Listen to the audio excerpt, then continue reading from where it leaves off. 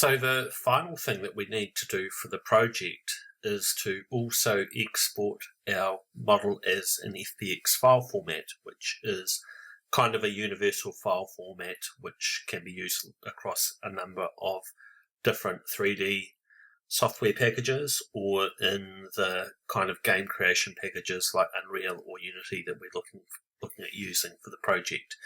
Now, in the last video, I set up the file structure that we need to work with, and I'll just go through that again in case you've forgotten it. I've basically got a individual folder for my model. It's called here Building 1, and I'd have a similar folder for my Building 2 model, so don't worry about the other folders here. It's just this Building 1 folder which is important. In here we have our Blender file, which is the finished building. And then we have images, which is any images which might be also included in the model. Now, it's important that you have this completed before you create the FBX file, because the FBX file will be saved into the space as well. So when it comes time for hand-in, you'll be handing in to me the two project folders with the buildings in, so Building 1 and Building 2. If you want to be a little bit more say creative, but to make it a little bit easier for me, you do something like giving it your name. So I'll just use my name as an example, craig.anderson.building1, and I'll even make it in a lovely web-friendly format.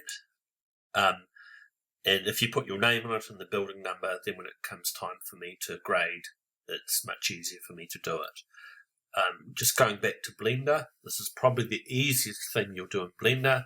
So I've got my building here. It's not a very good building. It's got no roof or floors or anything like that, or windows or doors. But it's something kind of industrial. And all I need to do to save it as an FBX file, we're actually going to use the export option from Blender.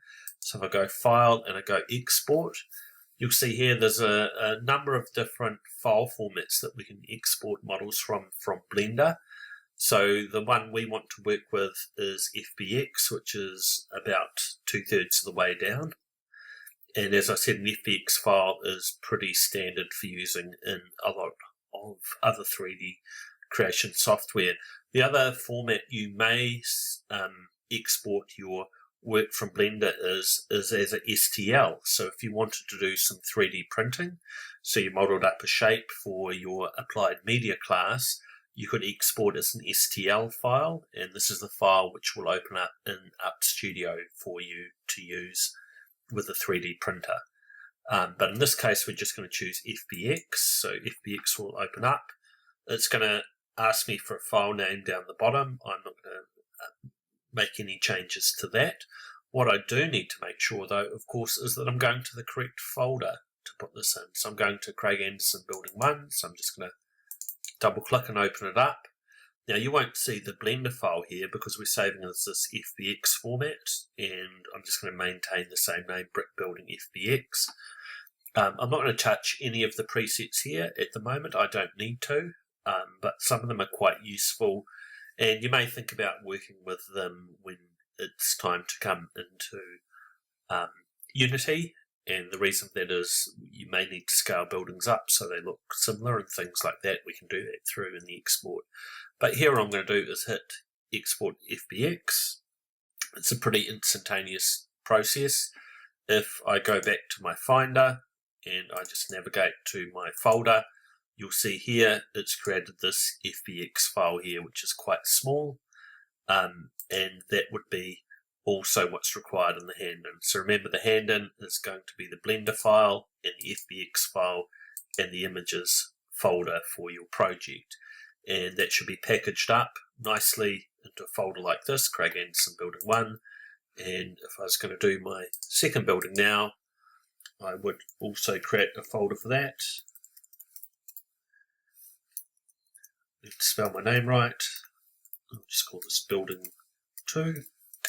And I would have exactly the same file format. So I'd make a folder for images where I'd have any of the textures or anything I'm working with, and I'd save both the Blender file here and the FBX file to work with.